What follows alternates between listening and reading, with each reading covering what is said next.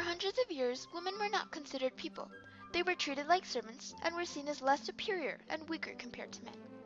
When the ideal notion of equality became prominent during the early 1800s, the commencement of the women's suffrage movement had begun through social conditions regarding the rise of equality. The roles of men and women were reversed. The press loved it. Its success consolidated support for the women's cause.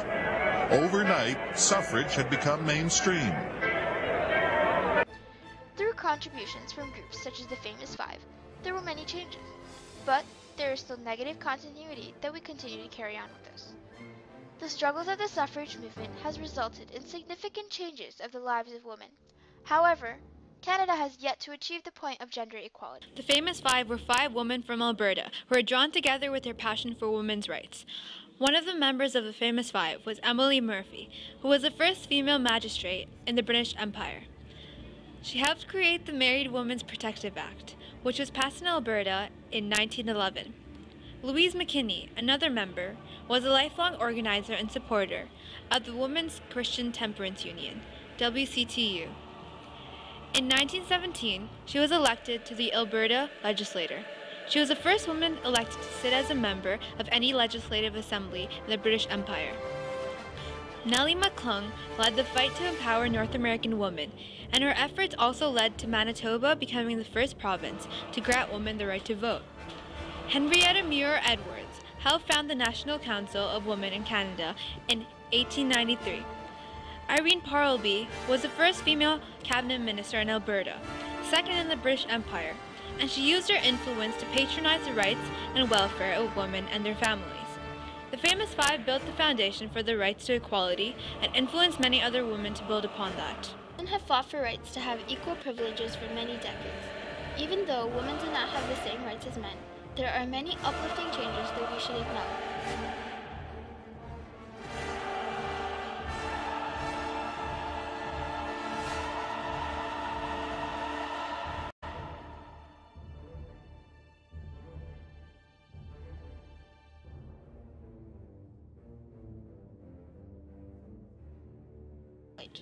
In 1884, in his treatise on the family entitled The Origin of the Family, Private Property, and the State, women demanded the following: return of women to factories, free and easy divorce, elimination of sex roles, transformations of housekeeping into a social industry, communalization of childcare, elimination of the concept of illegitimacy, an open definition of the family, and unrestrained sexual activity.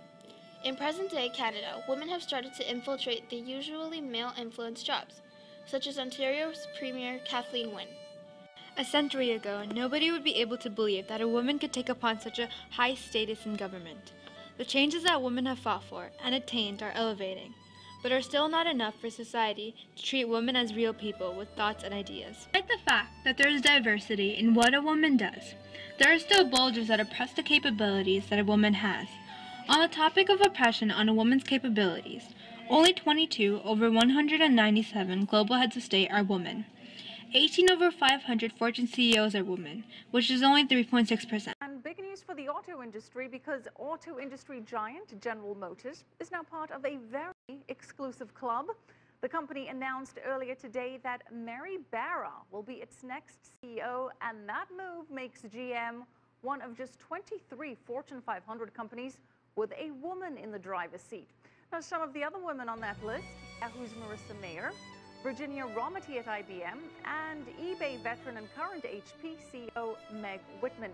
Pepsi is also run by a woman. Indra Nooyi has been the food and beverage company's chief executive since 2006. Women only take up 20% of professors in Canadian universities and colleges, according to the Association of Universities and Colleges Canada, a study published in 2010. There are 309 total seats in the Parliament of Canada. Only 79 seats are inhabited by women.